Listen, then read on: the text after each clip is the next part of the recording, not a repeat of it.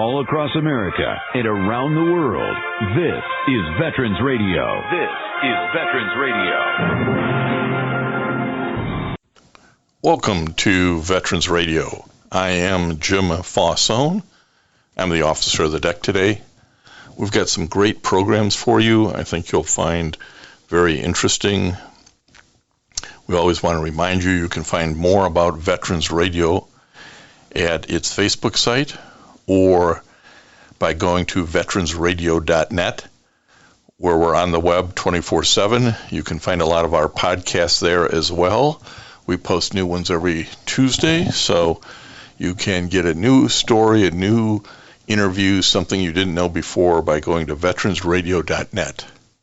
And before we get started, we want to thank our sponsors. First up, we want to thank National Veteran Business Development Council, nvbdc.org. It was established to certify both service-disabled and veteran-owned businesses. You'll find out how they can help your business by going to nvbdc.org. We also want to thank Eisenhower Center. It's a brain injury recovery center. Learn more about eisenhowercenter.com. They're located in Michigan and in Florida. We want to thank Legal Help for Veterans. Legal Help for Veterans fights for veterans' disability rights all across the nation. You can reach them at 800-693-4800 or on the web at legalhelpforveterans.com. Contact us if you'd like to be a sponsor on Veterans Radio, and let's move on to our program. We want to welcome to Veterans Radio today two PhDs, a couple of doctors who have written on a new book that's out, Military Veteran Employment, a Guide for the Data-Driven Leader, by Nathan Ainspan, PhD, and Kristin Saboe, PhD. Nathan and Kristin, welcome to Veterans Radio. Thank you. Thanks for having us. Thank you. It's great to be here. Well, Nathan is a senior research psychologist with the Military Civilian Transition Office at the Department of Defense. His research has focused on improving civilian employment opportunities for returning service members and the psychosocial benefits that employment provides for wounded warriors and injured veterans. Kristin Saboe, PhD, brings us a little bit different experiences because she's an Army veteran. She's an industrial organizational psychologist, and she's worked extensively across academic and defense, nonprofit, private sectors as a researcher. And she was deployed to Afghanistan in 2013. She's been or is an adjunct professor at Georgetown University. Both of these folks completed doctorate degrees. Nathan's is from Cornell University School of Labor Relations, and Kristin's is from, I had it here a minute ago, your doctorate degree is from the University of South Florida, and you have also been a 2019 President George W. Bush Institute of Veteran Leadership Program Scholar, which is quite an honor as well. So we're glad to have both of you on the program today. We often talk on Veterans Radio with folks who are interested in hiring more veterans, but we also run into situations where I don't really think the corporation or that employer or employment manager kind of really knows what they're working for. So I think this book is particularly helpful in that regards. But Nathan, maybe start with telling us what the audience for military veteran employment this particular book is for. Who's the audience? Sure. And just to clarify, I do work for the DoD Military Civilian Office, but the lawyers there would want me to specify that I wrote the book on my private time, as a private citizen, and doing this phone call outside of my DoD role and appearing on the show. Just to clarify, I'm in my civilian writing capacity now. And for the book that we wrote, it is geared for human resource executives, business leaders, the residents of the C-suite, the CEO, and other senior business leaders, up from there all the way down to the hiring manager and individual managers who work with veterans as their employees. With that being said, we're geared for that audience. Certainly, veterans themselves and their family members could read this to help understand how they can do better in the workforce as well. So while we may talk to the hiring manager about reading resumes, I think it would be of value to read that chapter and understand what to say in your resume and what that person at the other end of the interviewing table may be thinking and some of the concerns that they may have. Because what we've realized is the military can train service members to prepare to leave the military and equip them with all these skills. But if companies don't appreciate what the members can bring to the table, don't know how to read veteran resumes, how to retain them, there will still be problems with the employment, and particularly underemployment. We may have a low employment rate, but we really would want to see companies gain the full benefits of the skills that the members got while they were in uniform. Well, and there are about 200,000 service members who leave and go into the civilian world for work every year. So this is every year this is a new problem for a whole new group of veterans trying to seek employment. Kristin, if you would, talk a little bit about how the book is laid out and how the chapters got developed and the various authors. Yeah, absolutely. So the book is written by experts, and in many cases, international experts in the field on each topic. And so you'll find that most of the chapters have someone who is that level of expertise in terms of the research and practice of those topics as an author. And then they'll also have an author that perhaps is a veteran themselves or has worked as a consultant in a civilian capacity with the military. And we've really married up those different perspectives of expertise and experience to bring forward a book that presents best practices that are based in evidence. And what's so critical about making sure things are based in evidence is you certainly would not want to go to a doctor who simply said, well, this worked yesterday, we'll do it again today, right? That's practice-based. We want evidence-based in terms of, hey, we've looked at the research and this is the thing that works the most frequently for the majority of the population. It's not going to work for everyone, but these are the things that are going to most frequently achieve the best outcomes for individuals. And so we have chapters on branding and communications, for instance, on misconceptions of breaking past some of those stereotypes, on dealing with, when you're in the National Guard or Reserves, that's a whole different ballgame in terms of what that experience looks like for individuals, or there's a certain duality to that life experience where they have to jump between these two identities that sometimes conflict. And frankly, when we surveyed the field, there was not a chapter in any of the books that are already out there on veterans employment that addressed National Guard and Reserve, which is unfortunate. So we have a chapter on that. We have a chapter on retaining veterans because, hiring is certainly part of the battle. But at the end of the day, we need to get people jobs that are sustaining, that actually build to careers, because the goal is achieving a meaningful career. And then also, focusing on military spouses, the family unit. And so we have a variety of chapters such as that throughout, written by experts that can really speak in detail to what's going to work best, and also bring forward kind of what that looks like in practice. Well, you said this is evidence-based throughout the book, and I really noticed that. We often hear from employers who want to hire veterans and who say, well, veterans perform better. There's actually a provision in the book that says 60% of employers say veterans perform better than their other employees as they start out.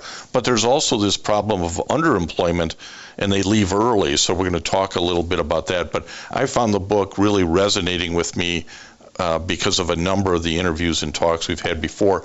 But you brought up messaging and branding and how to hire veterans, which I think a lot of companies struggle with, and that's chapter 3 of your book. Can you tell us a little bit about that? Certainly. So I think when we look at messaging and branding, what's really critical from an employer's standpoint is knowing their value proposition.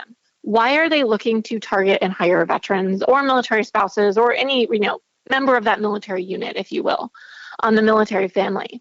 And they need to know that up front in terms of the purpose of that action before they go and actually target that population. And that's really a best practice for targeting any population from a sourcing and recruitment standpoint. and a retention standpoint. And then once that is achieved, then it's going to be much easier to find that right fit between the individual being hired and the company hiring them. And so from a branding and communication standpoint, we know with the military community, it is very much well connected. It's a very well networked community. And so employers really have to understand that they need to go to the community. They can't expect the community to come to them in many ways. It's a community that talks, right? So branding is really critical. That value proposition of, hey, this company is a good place to work, word spreads quickly in this network. As veterans know, right? They talk, they communicate, they stay in touch, it becomes your family. And so it's really important that companies recognize that this is a little bit of a different group to work with in terms of recruitment, in terms of branding, in terms of retention, because it's a tight-knit group that relies on each other, not just during service, but extends into that period after service. And that's the one thing that's guaranteed when you join the military, is that you're going to have another career. It is a time-limited career in the military, and so you're going to go on to something else in the future. And while you're serving, you have to be mindful of that. And equally, employers have to be mindful of that, because oftentimes they're looking for people who might be seeking employment in 2 years, right? And the employer is used to hiring someone the next week. And so some of those timeline discrepancies also have to be attended to from an employer's perspective, and also the veteran's perspective when they're looking for work, in terms of that branding and communication that goes on. Well, I thought the chapters really helped sharpen the point and focus things like how do you message to veterans, why it's so important. And one of the chapters deals with employer misconceptions and veteran misconceptions. And again, you have an expert writing on this with a lot of evidence-based. But Nathan, why don't you talk to us a little bit about how this chapter sharpens the point on misconceptions going both ways? Sure. One of the problems that we see with the employment situation is that there are two different camps. There's a big military-civilian divide with a gap. A small percentage of Americans have any connection to the military whatsoever. It's amplified because military service tends to run in families. So we're getting into two communities with very little overlap, and with that kind of overlap, misperceptions can easily develop. That someone could be sitting there wanting to hire someone who has never talked to anyone, met anybody from the military. Conversely, the veteran has lived in what they call America's greatest gated communities on military bases, surrounded by their military families, and can drop acronyms left and right that the civilian on the other side of the table doesn't understand. And starting from there, there can be misconceptions developing because they don't have the interactions. So frequently, the non-military member doing the interviewing may not understand what the person did if they only will talk acronyms, or if they are educated a bit and they know that 11 Bravo that they just mentioned meant that they were infantry.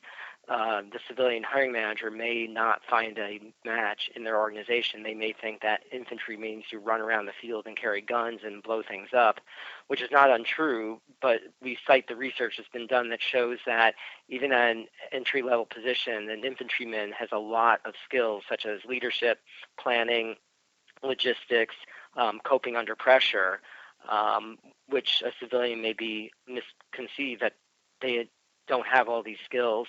Conversely, the veteran on the other side, because they were surrounded by people who are excelling in all this training and all these skills, they don't realize that they have these unique characteristics that are in high demand in the civilian workforce, but not highly represented among civilians.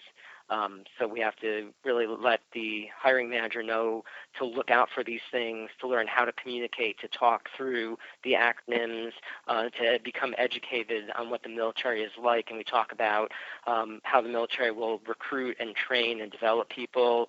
We looked at just the tuition assistance that gets offered to the members, puts DOD almost up there with the University of California and the University of Texas in terms of an educating institution. That they come in with all this training, all these experiences, and learn how to ask the questions as the recruiter and to describe them and break through the misconceptions as the veteran. Yeah, and I really think that there's misconceptions on both sides of the table. I think the veteran says, well, I listed my MOS.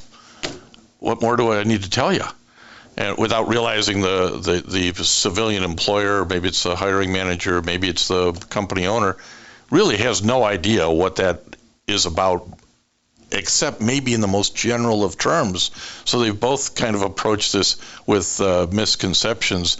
And there's a big misconception. I give you guys credit for doing a chapter on hiring and employing wounded and disabled veterans.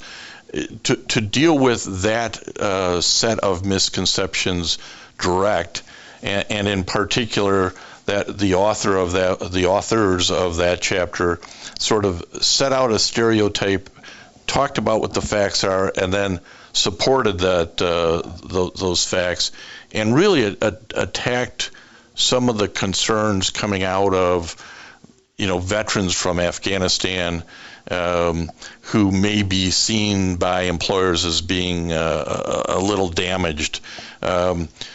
Kristin, do you want to sort of take on that challenge of Chapter 7 and talk about what you were trying to accomplish as you were having this written up?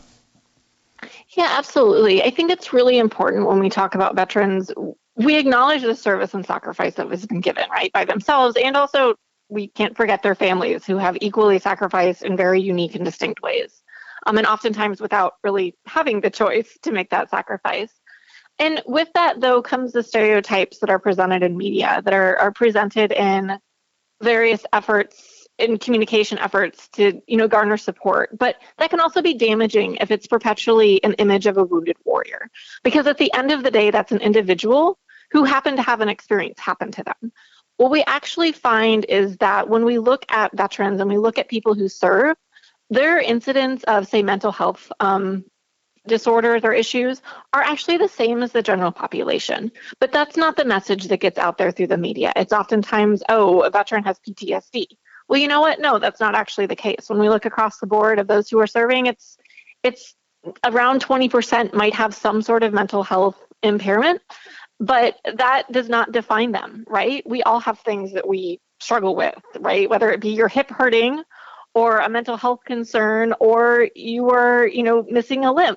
These are all the things that we have in our lives, but they don't need to define us. And I think so often when we think about veterans, we let that disabled person image come first before the rest of the identity as a person.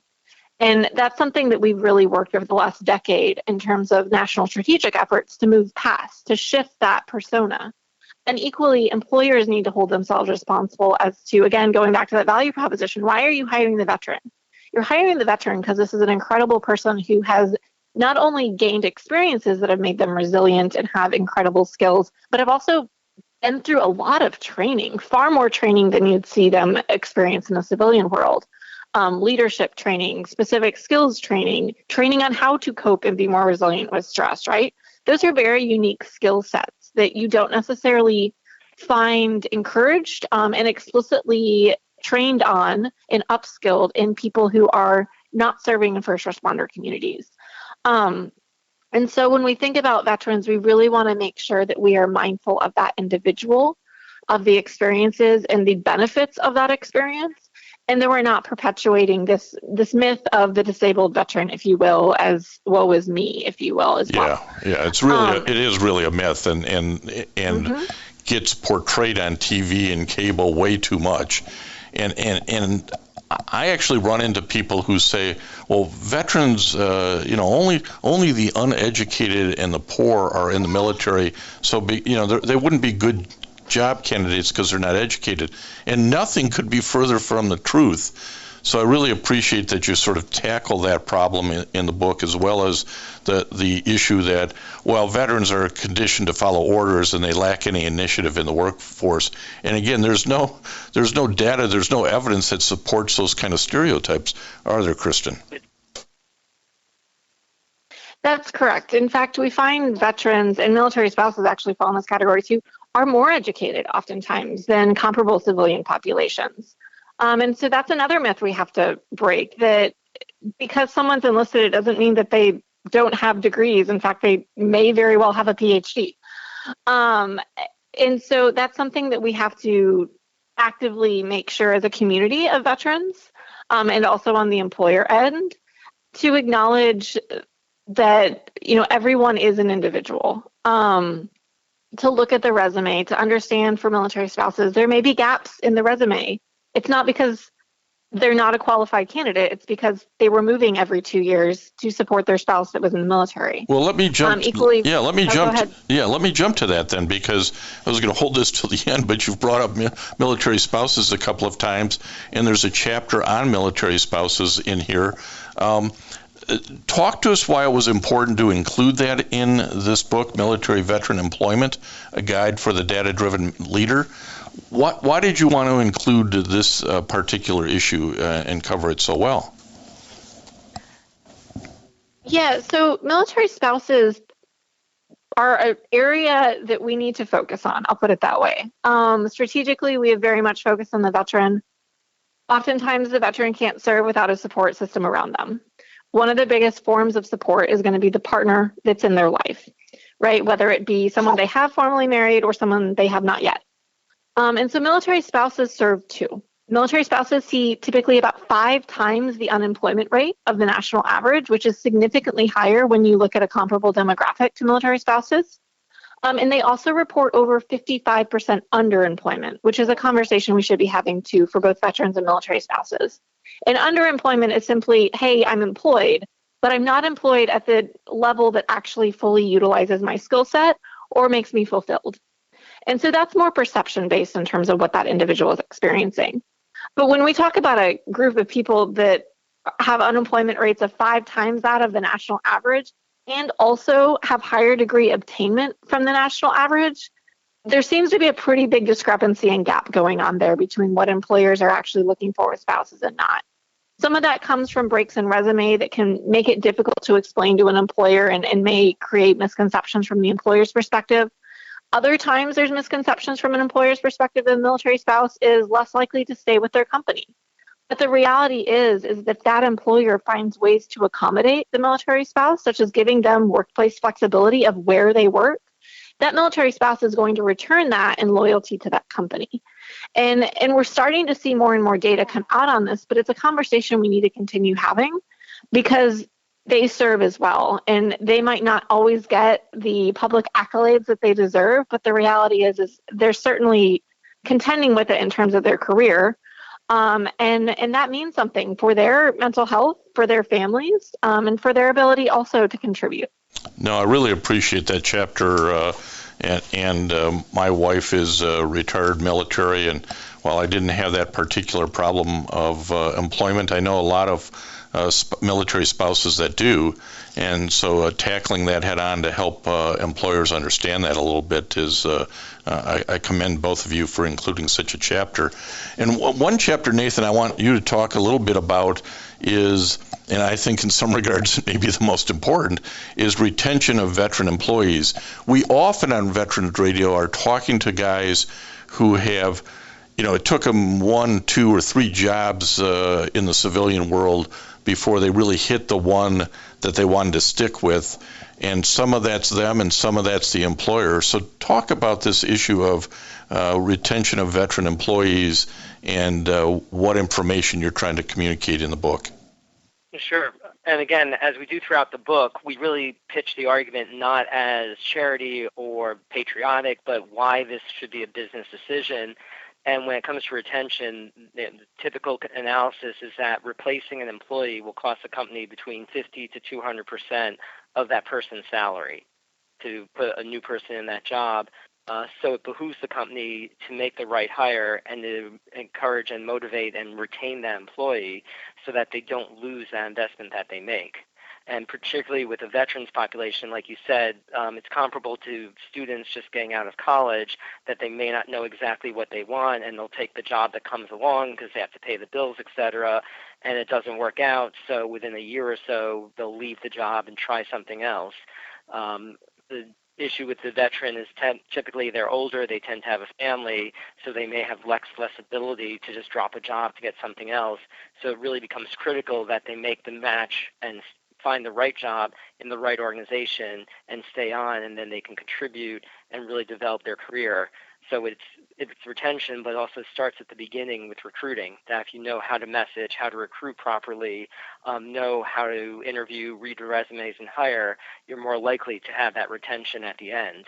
And it gets into some of the ways that companies have found are helpful to be able to listen to their veteran employees, to be able to serve them, address their concerns, and keep them retained. Some of these would be some of the affinity groups that they develop, where they'll have a veterans group and veteran supporting employees of the company. Frequently, the chair of this group will report directly to the CEO, and that's been very powerful. They'll have mentoring networks. They'll actually get their current veteran employees do outreach to military bases to bring in the next wave of veteran employees. And we have good suggestions, but also data-driven suggestions and ideas from the research. A lot of people who wrote for the book are industrial organizational psychologists who understand the mind at work. And so we look at what kinds of potential culture clashes you may have as these military people come into your company, and citing from the science and the research, how do you address that? How do you provide mentoring to the members so that they can understand, but also how the culture of the organization can help adapt and accept and bring in someone who may come from almost a completely different culture. Well, I thought it was a great chapter with some great recommendations in it. And I want to cover one additional chapter that, again, you normally wouldn't see anybody write on, and that's National Guard and Reservists. They sort of get shortchanged in most discussions, get sort of lumped in this broader category of veterans, and yet they have a unique set of requirements, particularly on the employment side. Kristin, can you talk a little bit about that, and again, why it was included in the book? Yeah, so I think one thing that is unique about this book is, as we survey the landscape of other literature that's out there, National Guard and Reservists, to your point, are not attended to as a distinct category, which is rather surprising because they are a completely distinct category in terms of the experience of work. Effectively, they are individuals with two jobs, and two really, in many ways, full-time jobs when you realize what National Guard and Reservists need to be doing. It's not just 1 week and a month. It's oftentimes checking emails and checking in throughout the month, and also that 1 week and a month. And so it really takes a strong commitment and desire to serve, to be in the National Guard and Reserves, and also maintain your employment. What we do find with National Guard and Reserve is that sometimes they struggle to maintain their civilian employment because the demands of the Guard and Reserve can mean that they choose to prioritize, civilian employment or military service one over the other. Other times it's just hard in terms of balancing those two work-life realities. As we know, Guard and Reservists over the last 2 decades have been called upon to deploy at rates unprecedented. So that's very hard when you think about that experience of going into your civilian work job, right, for however many years you've been there. And then you're deploying the next day. You deploy for 9 months, and you come back, and the very next day you're supposed to show up just as a normal civilian in the workplace. Meanwhile, the week before you were in, Afghanistan, or you were in Iraq, or wherever else in Africa, right? That's hard. That's really, really hard. Active duty get that transition period. They get a lot of transition services. Guard and Reserve don't get all of those services at the same level, but they do get some. But they might not have that same social support around them. And so when we look at employers, it's important that they don't just acknowledge the have-tos, if you will, that are required by law to support your National Guard and Reservists, which, by the way, I think many employers probably don't even understand all of that. It's incumbent on the Guard and Reservists to understand it and call it out. I can assure you they don't. As a lawyer who gets these questions, the employers do not understand it. I'm sorry to interrupt. No, and you know what? It is complicated, and unless it affects you, it's somewhat understandable. Sometimes you don't know all the details until you need to, but they need to look past that to understand just the duality of that experience and how hard it is to maintain those two identities, maintain those two careers, and continue service, because it is a big deal to continue that service. And it's not easy. It's stressful. It requires different approaches to the workplace in terms of the culture and expectations of behaviors. And the commitments for the military, as we know, you don't always get a choice for what that commitment looks like. And so that can be difficult too for Guard and Reservists in terms of pursuing their own civilian career and those dreams that are related to it. I also think reading this book, Military Veteran Employment, A Guide for the Data-Driven Leader, will help HR managers not only in the hiring, but also in dealing with not only the Guard and Reservists, but the other employees who don't understand why Joe gets to go off and do this and come back and gets his position, or the additional work I have to pick up because of that. I think there's a lot of HR stresses on the other employees when someone's in the Guard and Reserve, and employers and the reservists could do a better job of helping folks understand what their coworkers are going through. And I wasn't really addressed in here, but it made me think of that issue as I went through the chapter. So again, another very good chapter that the two of you included in this. Can you, Nathan, maybe you can talk about this. How did the idea for this book come together, and does it lead you to, geez, we also need to go do this, expand to the next set of topics? The idea for the book came together that Kristin and I had worked together on many projects beforehand. We've done speaking engagements and symposiums. I had just finished another book, which was for clinicians, and the two of us began the conversation of realizing that, as I mentioned before, it really is dependent on the human resources department to understand and to really help make the transition process successful for the members. That's the companies that really need to get on it, and it's within the HR function. And then specifically, IO psychologists who work for the companies really would have the key, because they would understand the data, they understand the psychology, the culture, and looking through the marketplace of books, we didn't see anything that met that need, that addressed that audience. We see a lot of books that give examples and best practices. Walmart does this, but unless you've got 1 million employees, that might not work in your company.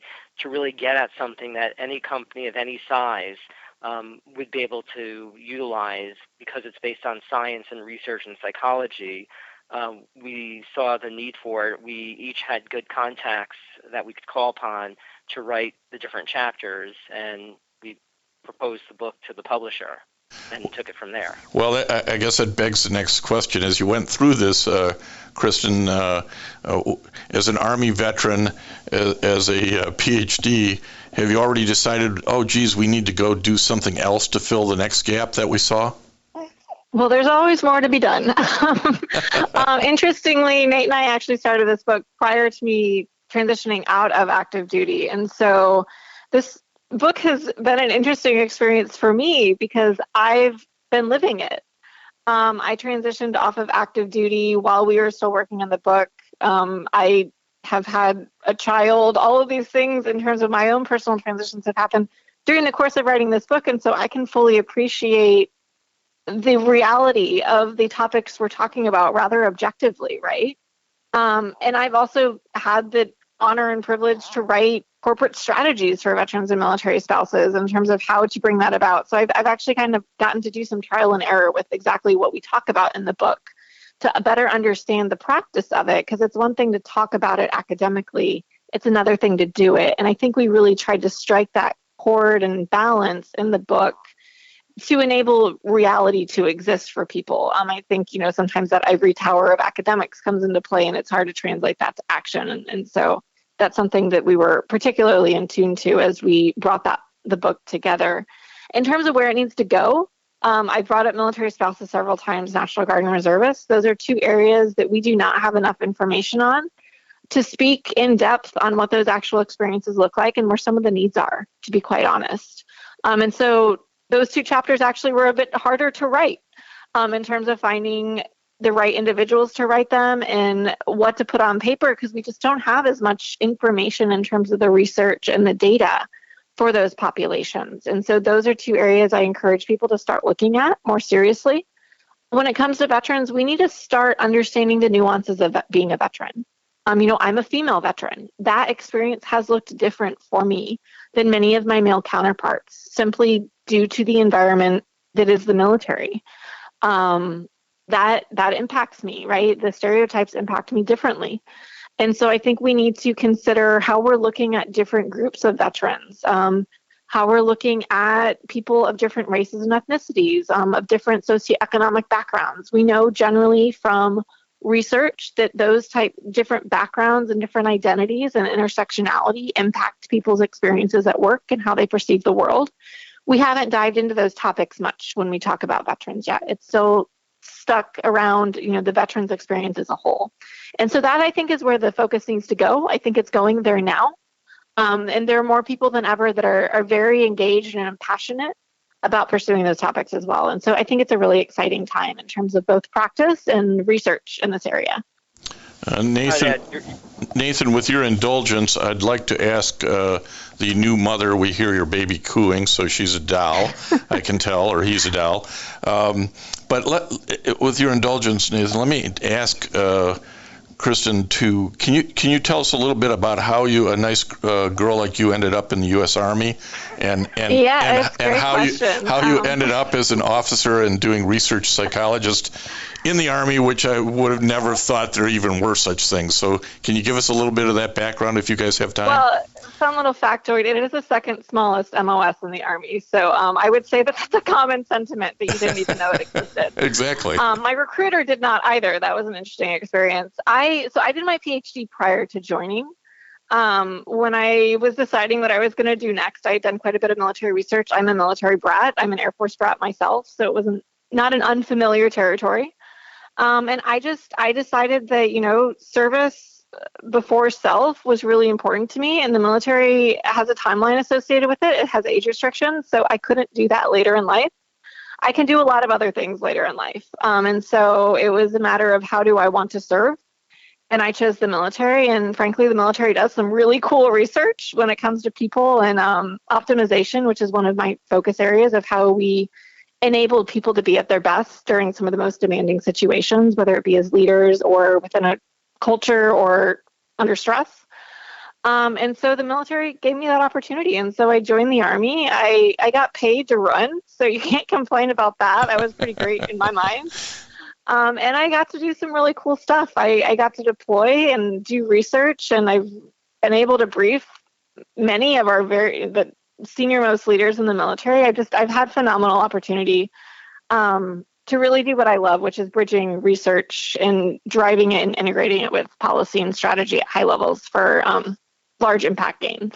Well, it states in your intro that you deployed to Afghanistan in 2013 as part of the Army Surgeon General's Mental Health Advisory Team 9. Can you expand on that a little bit? What the heck is that all about? Sure, it sounds cool. It's not as cool as it is.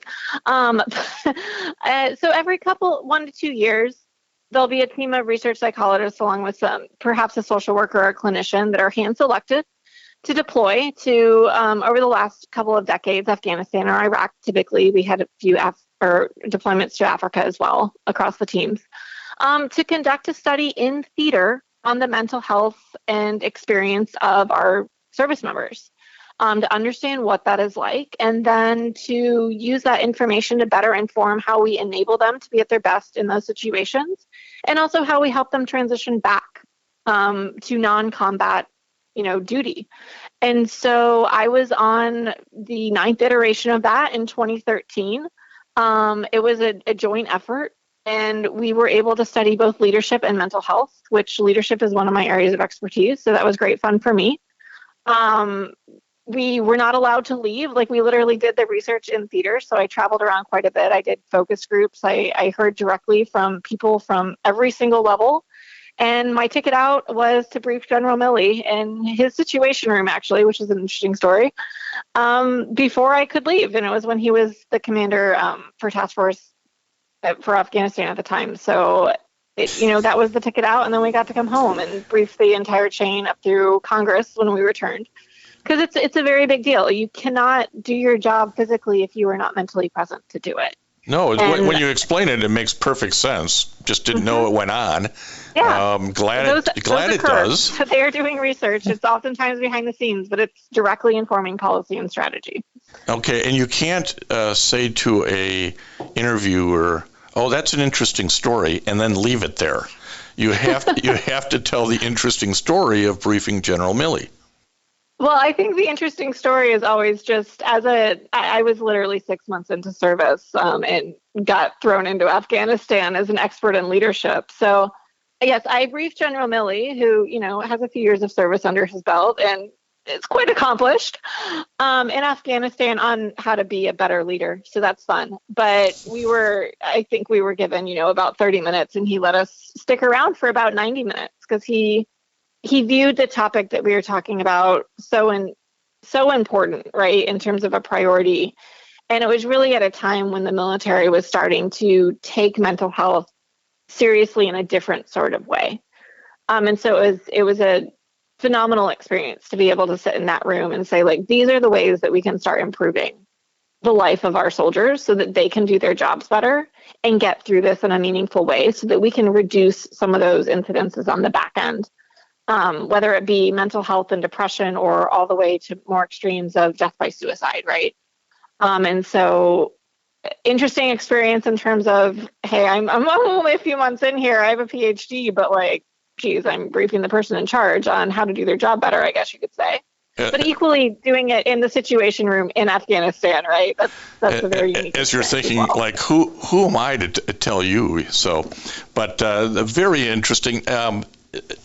Nathan, you have to tell me if you can discuss this or not. But I did not know that there was a military civilian transition office at DoD. Are you able to explain to the veteran radio listeners what that's about? Yeah, it's if they've gone through it or about to go through it, it is the office that handles both the Transition Assistance Program, the TAP, and the Yellow Ribbon Reintegration Program for the reservists and guardsmen. The two were merged about a year ago because they realized the work for both of them is similar. A lot of the research that can support both is interchangeable, and was trying to get a force multiplying effect. The office was created in 2011 when the interagency approach was stood up by the president, when the unemployment rate was very high for veterans, the suicide rate was very high. The TAP itself began in the 1990s, and it's no secret to say that by then it was death by PowerPoint. When they saw the unemployment numbers, the suicide numbers, they realized more had to be done. So the president brought together every agency that touches on the veterans' lives, DOD and DA being in the lead, but also DOL, Small Business Administration, Department of Education, Agriculture has a strong program, and regular meetings are held from the secretarial level down to working groups that address how the curriculum is designed. And they rebooted the curriculum rapidly and came out with a whole new approach, one that's now substantiated by research. Best practices are pulled from anywhere and integrated into the curriculum. There's always a concern about what's the best way to teach 18 to 20-year-olds, because that is a big population that's leaving and needs to get the information. Do they prefer it all online, or is there still a place for brick and mortar? And the group meets regularly, and the curriculum is updated repeatedly. There's nothing in there that's older than 2 years old. LinkedIn, was added to it when that became a big factor for job searching, and all the agencies contribute personnel and their areas of expertise to improve not just the curriculum, which is the most prominent part of it, but just all the services that they offer to the members. So the DOL, American Job Centers, are taking part in that. Agriculture, SBA has entrepreneur advisors in every county across the nation who will work one-on-one with the veterans to help them. If you're interested in agriculture, the energy industry, Department of Ag and Department of Energy has programs and resources. It was a massive effort that was stood up. The people in the Air Force said, they are building the bomber and fixing it as it's flying.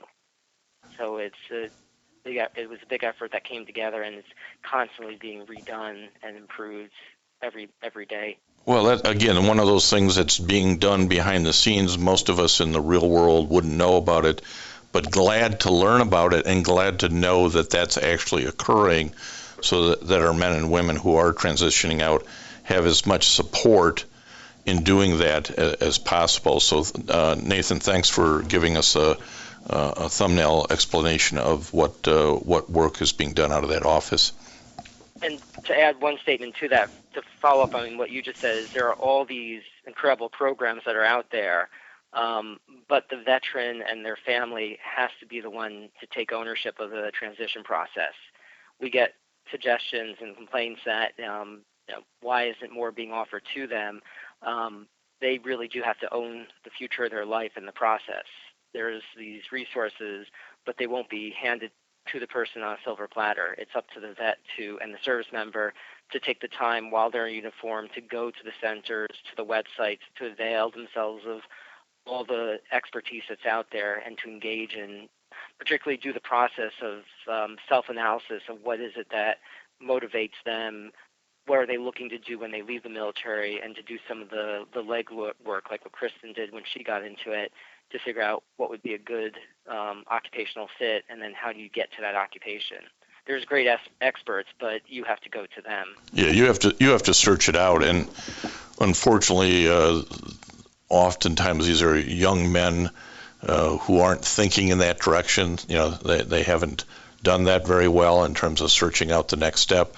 That's why we often hear on Veterans Radio, it's the spouse who gets involved and said, well, he came home and said nobody told him anything, when in reality there's all kinds of resources available. You have to take the time to go find them, and that's good advice to those currently in the military, and even veterans once they get out. There's so many available resources to help you, and I think that's the message you're communicating to us here. And I really appreciate the extra time that I was able to squeeze out of Dr. Nathan Ainspan and Dr. Kristin Saboe today to talk to Veteran Radio listeners, not only about military veteran employment and their book, A Guide for the Data-Driven Leader, but also about some of their experiences in the military or the offices for which they know at DoD. Nathan and Kristin, thank you for taking the time this afternoon to talk to Veterans Radio. Thank you. It was our honor. Thank you so much. And I want to thank everybody for listening to Veterans Radio today. I am Jim Fausone. It's been a pleasure to be your host. I'm a veterans disability lawyer at Legal Help for Veterans, and you can reach us at 800-693-4800 or legalhelpforveterans.com on the web. You can follow Veterans Radio on Facebook and listen to its podcasts and internet radio shows by going to veteransradio.net. And until next time, you are dismissed. If you have a VA claim denied by the Board of Veterans' Appeals, contact Legal Help for Veterans at 1-800-693-4800. They're experts in handling cases before the U.S. Court of Appeals for Veterans Claims. Their number again, 1-800-693-4800. We again want to thank our national sponsors, the National Veterans Business Development Council, NVBDC.org, Eisenhower Center, VA Ann Arbor Health Care System, the Vietnam Veterans of America Charles S. Kettles Chapter, Ann Arbor, Michigan, VFW Graf O'Hara Post 423 in Ann Arbor, and the American Legion Press Corn Post 46, also in Ann Arbor. They keep us on the air, as does your support. Go to Facebook, go to veteransradio.net, and support our efforts. And until next time, you are dismissed. Judy was boring. Hello. Then Judy discovered ChumbaCasino.com. It's my little escape. Now Judy's the life of the party. Oh, baby, mama's bringing home the bacon. Whoa, take it easy, Judy. The Chumba life is for everybody. So go to ChumbaCasino.com and play over 100 casino-style games. Join today and play for free for your chance to redeem some serious prizes. ChumbaCasino.com. No purchase necessary. Void where prohibited by law. 18+ terms and conditions apply. See website for details. Hey, have you heard the Virginia Lottery has a new Willy Wonka Golden Ticket Scratcher that has a top prize of $100,000? Tell that to my automated Golden Ticket Scratcher apparatus. You simply put the ticket in here, and the machine scratches it for you. And while we wait, we can play the Willy Wonka Golden Ticket online game with a top prize of $1 million. Just visit VALottery.com or use the lottery app. That's one impressive scratcher apparatus. Use it whenever. What's mine is yours. But hands off the scratcher. That Willy Wonka Golden Ticket is all mine.